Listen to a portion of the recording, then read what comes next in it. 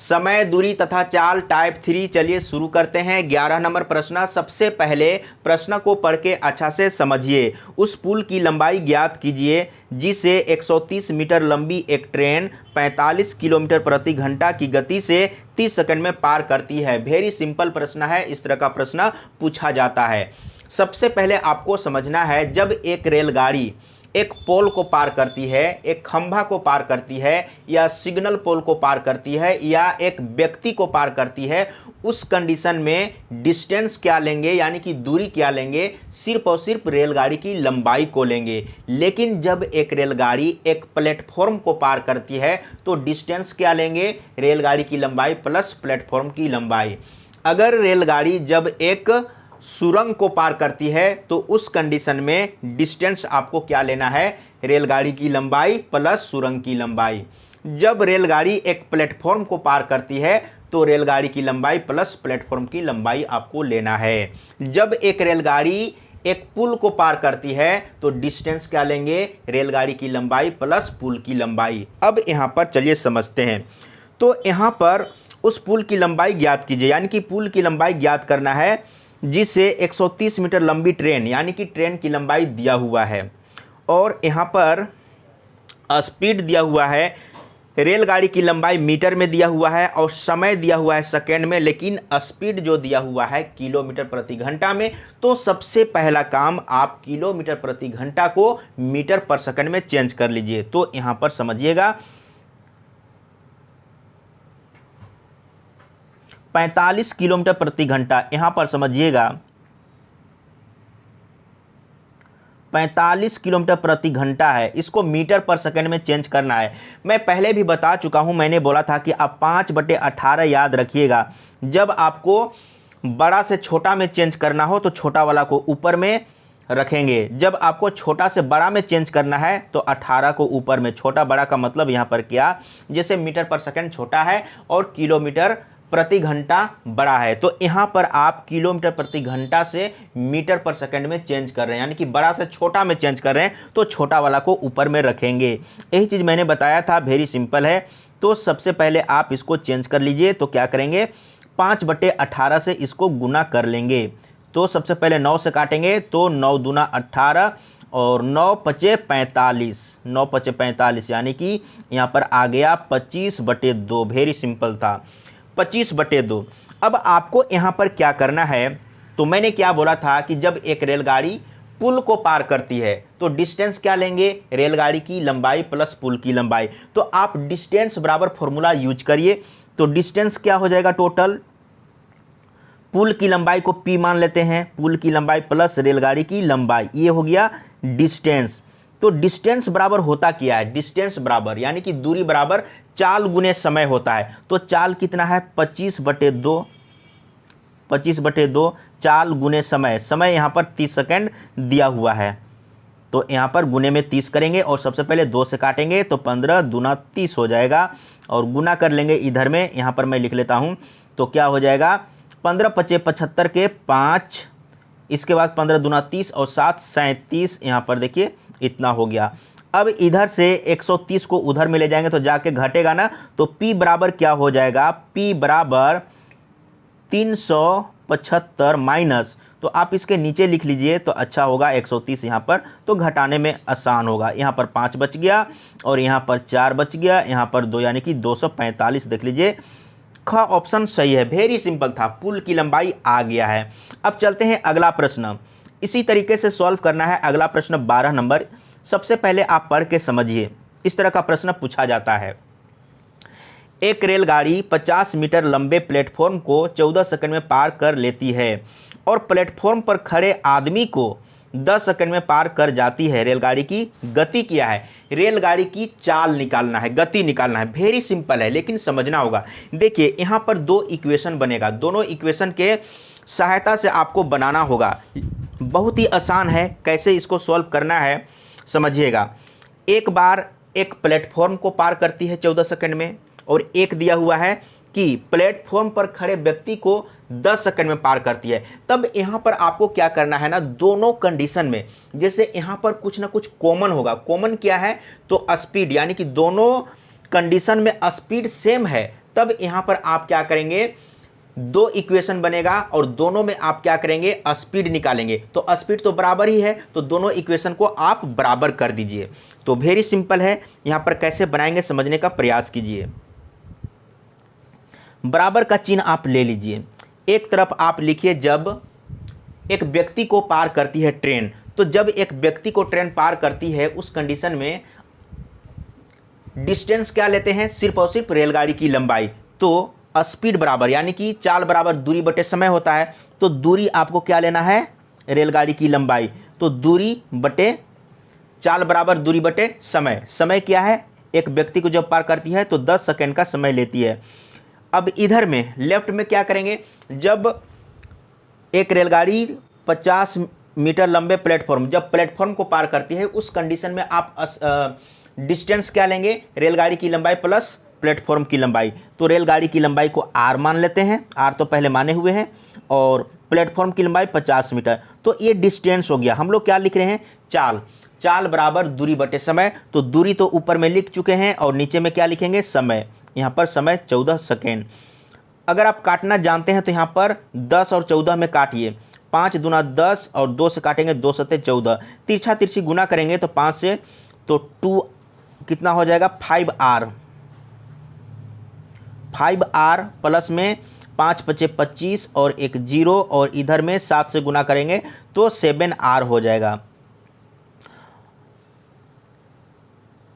5R को उधर में ले जाते हैं तो इधर में क्या बचेगा, 250 और उधर में 5R जाके घट जाएगा 7R के साथ, तो 2R बचेगा। 2 से आप यहीं पर काट दीजिए तो 2 एकम 2, 2 दूना 4, 2 पचे 10, यानी कि R बराबर आपको मिल चुका है। और यहाँ पर हम लोग क्या लिखे थे, स्पीड लिखे थे ना। स्पीड गति, आपको तो गति ही निकालना है ना, तो गति बराबर क्या था, यानी कि R/10। समझने का प्रयास कीजिए, वेरी सिंपल है। तो R/10, R यानी कि रेलगाड़ी की लंबाई। तो रेलगाड़ी की लंबाई कितना आ गया है, 125। तो 125 यहाँ पर रख देंगे और बटे में 10, ये ना। लेकिन ये जो आ रहा है मीटर पर सेकेंड में, लेकिन ऑप्शन में किलोमीटर प्रति घंटा में है, तब आपको क्या करना है, मीटर पर सेकेंड को किलोमीटर प्रति घंटा में चेंज करना है। इसके लिए आपको 18/5 करना होगा। ये मैं समझा चुका हूँ। तो सबसे पहले 5 से काटेंगे तो 5 से 25 पच्चीस 125। इसके बाद यहाँ पर 18 है ना, तो इसको काटेंगे सबसे पहले 2 से, तो 2 पचे 10 और 2 नवा 18।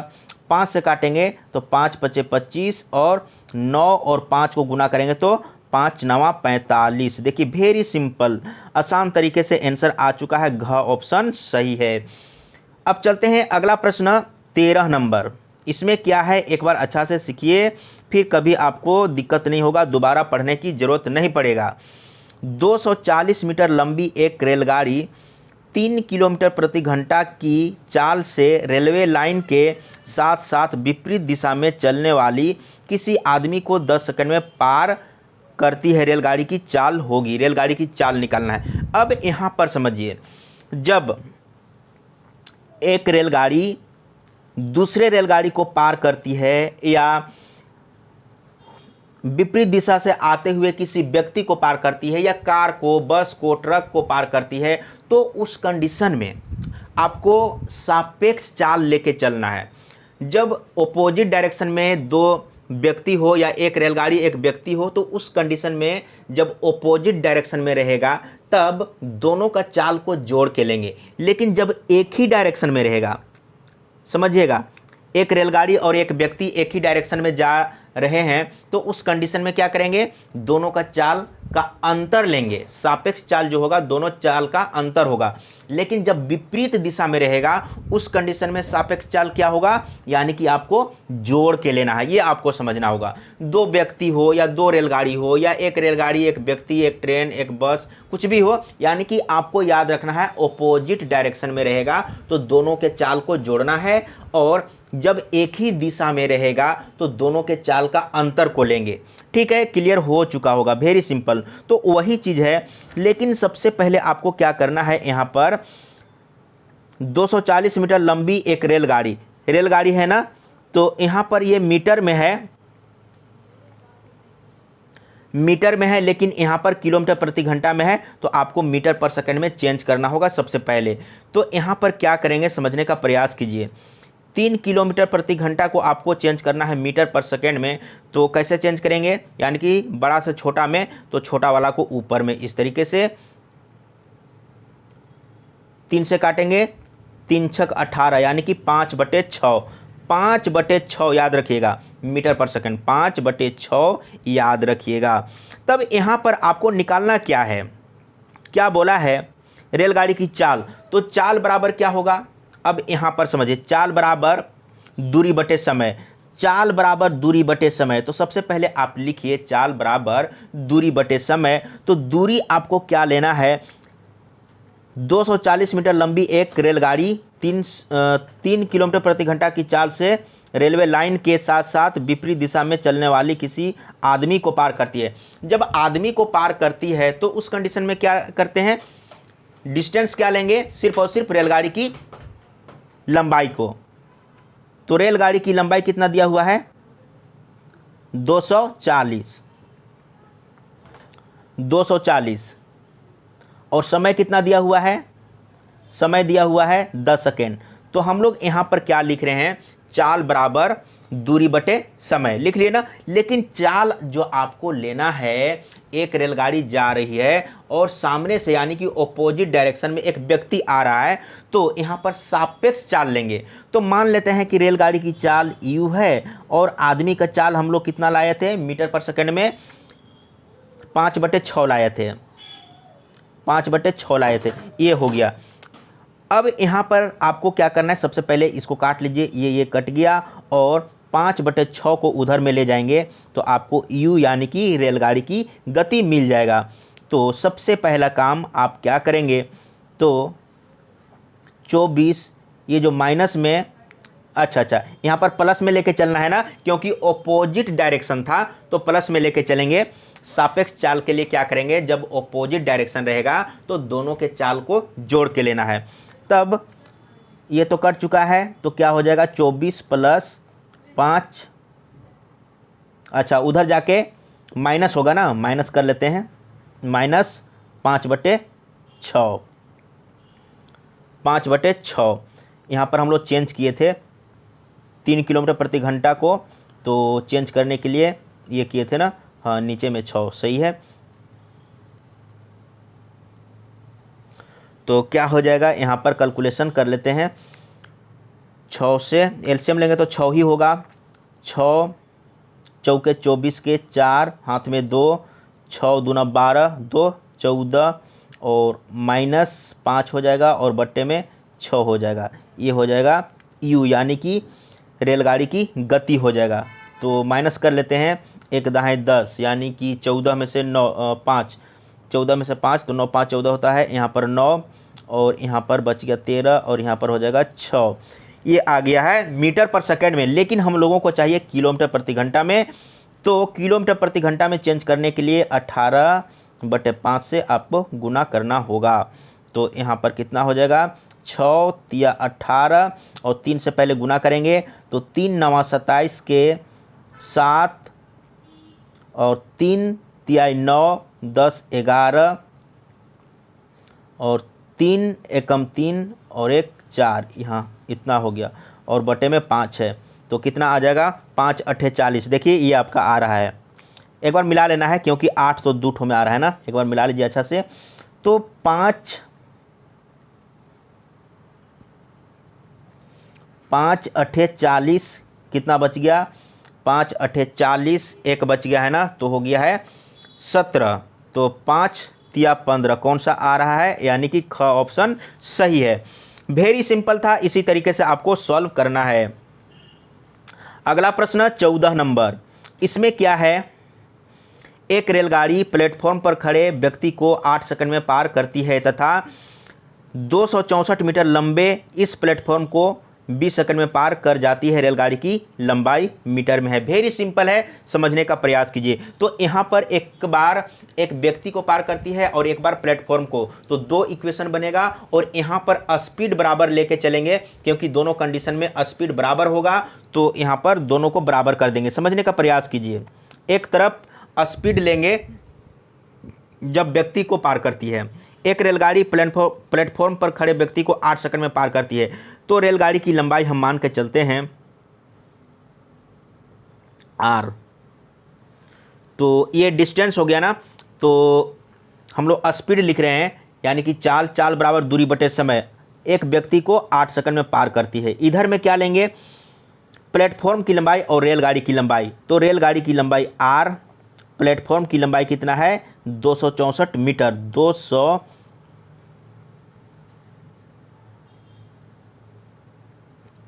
264 मीटर, ये डिस्टेंस हो गया।